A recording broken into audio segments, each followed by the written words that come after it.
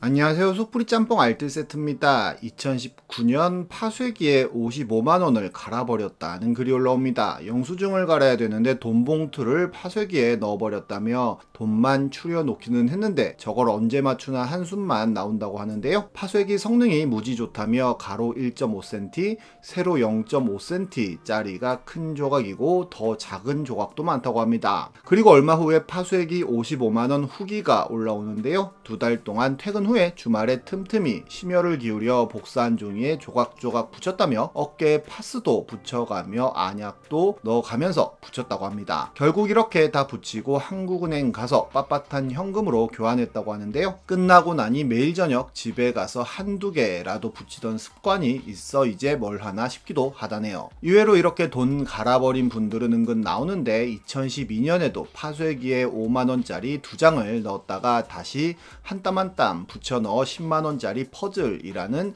이야기를 들은 분도 있고 2013년에도 남편의 대단한 의지라며 35개월짜리 딸이 파쇄기에 돈을 넣어 남편이 이렇게 복구를 했다는 글이 올라오기도 합니다. 컴퓨터 갤러리에 만원짜리와 5만원짜리를 같이 갈아버린 분이 나타났었는데 이렇게 집회 프린트를 해서 역시 한 땀 한 땀 붙였다고 하는데요. 5만원짜리부터 다 붙인 후 만원짜리까지 끝났다며 농협 갔다가 안 바꿔줘서 결국 한국은행까지 가서 바꿨다고 합니다. 어떤 분은 이렇게 해서 맞춘 적 있는데 은행 직원이 이런 사람 처음 봤다며 자기 지갑에서 돈 꺼내주고 코팅해서 걸어둔다고 했다고도 하네요. 이번엔 이렇게 의지가 넘쳐나 결국 광기가 되어버린 사람들을 모아봤습니다. 그럼 한번 볼까요? 첫 번째는 바티스타 좌입니다. 정말 꾸준하게 박병호에 대한 악플을 달아서 유명해졌던 국거박에 대한 소개를 예전 영상에서 해드렸었는데요. 이렇게 꾸준한 댓글로 유명했던 분으로 바티스타 좌도 있습니다. 손흥민이 유명해지자 그의 인스타그램에 들어가서는 이렇게 조언 아닌 조언을 한 건데요. 클래스 떨어지는 플레이라며 생각하면서 영리하게 하라고 하자 다른 분이 네가 직접 뛰던가 라고 했는데 바로 아직 갈 길이 멀었다며 너만의 무기가 뭔지 생각해보라는 훈수를 둡니다. 꼭 이렇게 경기가 끝난 후에는 인스타에 들어와서는 장문의 훈수를 남기곤 했는데요. 거기엔 또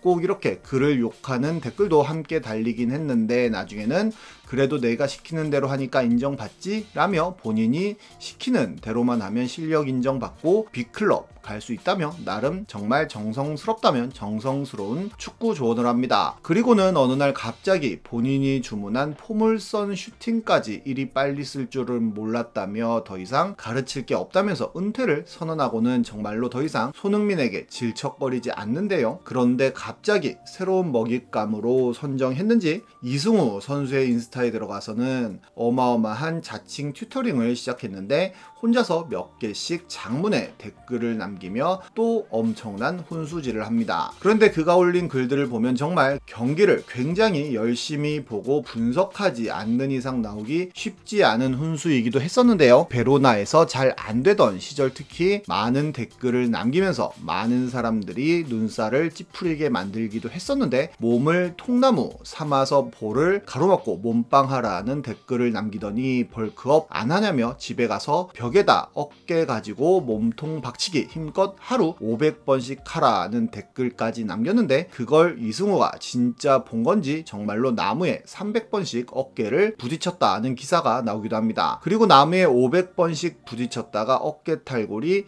발생했다는 인터뷰도 하는데요. 바티스타 좌는 탈골 미안하다며 몸통 박치기는 줄이고 완력기를 추천한다며 경기장의 불도저가 되라는 글을 남긴 채 결국 모든 게시물을 지우고 어디론가 사라졌는데 심지어 그는 지금 손흥민과 이승우 딱 2명만 팔로우하고 있으며 사람들에게 참스승이라는 별명으로 불리고 있기도 합니다. 이렇게 누군가를 엄청나게 좋아해서 광기가 되는 경우들은 은근 많은데 지식인의 엑소 세훈이랑 결혼하는 방법 알려주세요 라는 제목으로 세훈 왜 이렇게 잘생겼냐는 가짜 광기 질문이 올라왔었는데요. 거기엔 유사연에 좀 작작하라며 오늘도 세훈이 2시간 내내 울다가 머리 아프다는 거 타이레놀 먹이고 한참을 달래줬다며 본인 옆에서 이불 덮고 천사같이 새근새근 자고 있다는 진짜 광기 댓글이 올라오기도 합니다. 이투스와 EBS의 강사인 정승재의 한 팬은 아예 정승재 사생팬이라는 채널까지 만들어 만들었는데 정승재 공식 유튜브보다도 구독자와 조회수가 높기도 하며 실버 버튼까지 받은 건실한 채널이 되었는데요. 정승재가 김치볶음밥은 가위 맛이라고 하면 가위 김치볶음밥을 만들고, 미역국은 공국처럼 먹어야 한다는 이야기를 하자 여러 번 끓인 미역국을 만들고, 짜파게티는 조리법 그대로 조리해야 한다고 하면 조리법 그대로 끓인 짜파게티를 만들어 먹고, 베스킨라빈스 하프갤런에 바닐라만 6개 담은 썰을 풀자 바닐라 6개 담은 모습을 올리는 등 찐팬의 모습을 보여줍니다. 다음은 PC통신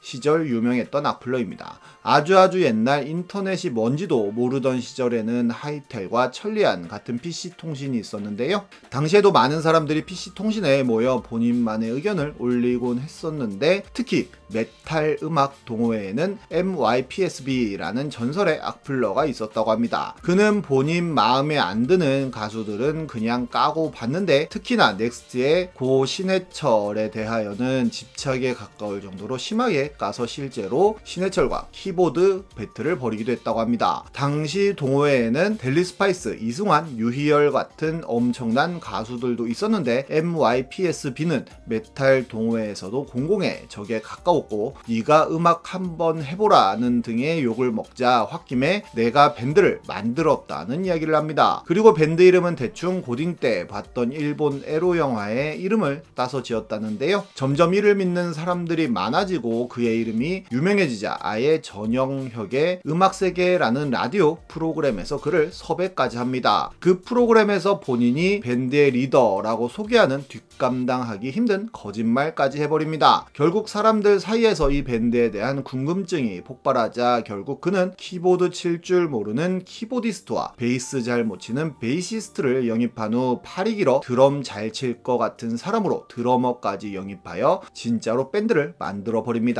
하지만 이들의 실력은 당시엔 형편없었고, MYPSB와 친분이 있던 노이즈 가든의 윤병주가 이 개노답 사형제를 펜션에 가둬놓고 훈련을 시켜 어느 정도 실력이 올라갔다고 합니다. 그리고 전영혁의 음악 세계에선 1년 만에 또 섭외를 하였고, 방송 출연 일주일을 남겨두고는 밤을 새가며 노래를 만들었다고 하는데요. 결국 그렇게 언니네 이발관이라는 레전드 밴드가 시작되었다고 합니다. 이 방송을 듣고 온 고딩 기타리스트까지 영입해 홍대에서 첫 공연을 한 이후로 한국 대중음악 100대 명반에 지속적으로 오르고 대중음악상을 받는 등 한국 음악계에 엄청난 영향을 끼치게 되었는데, 악플러이자 리더인 이석원은 산문집을 내서 큰 성공을 거두기도 하고, 키보드 칠 줄 모르던 키보디스트 류한길은 현재 테크노 뮤지션을 하고 있으며, 베이스 칠 줄 모르던 베이시스트 류기덕은 위메이드에 입사해 미르의 전설을 만들고는 현재는 EDM 뮤지션으로 활동 중이라고 하고, 팔이 길어서 데려온 드러머 김반장은 아소토 유니온이라는 밴드를 만들어 또 대중음악 100대 명반에 선정되었다고 하네요. 그리고 신해철과는 당연히 화해했다고 합니다. 다음은 민인생입니다. 민인생은 조선 태종 때 사관을 했던 인물로, 사관은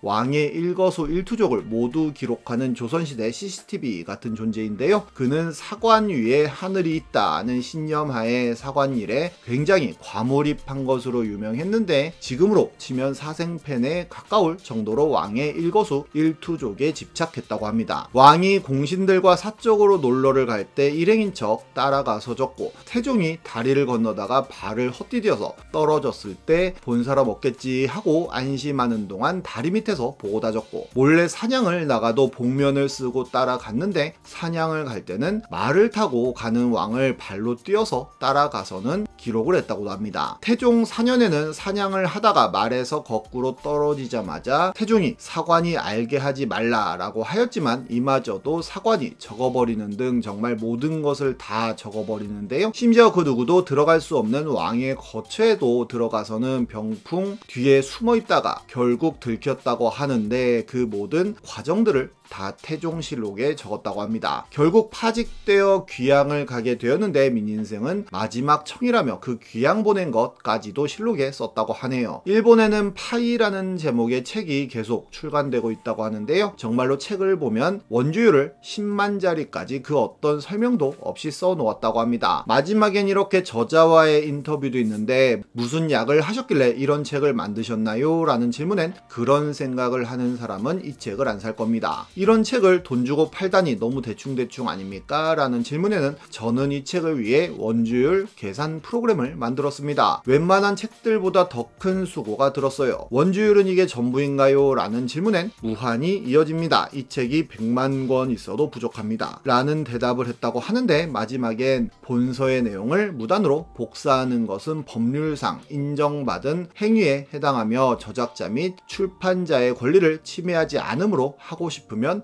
맘대로 하세요 라고 쓰여 있다고도 하네요. 뭔가 선물용으로 괜찮아 보이기도 한데요. 결국 끈기와 광기가 있으면 언젠가는 뭐라도 해내는 게 아닌가 하는 생각도 듭니다. 지금까지 속풀이 짬뽕 알뜰 세트였습니다.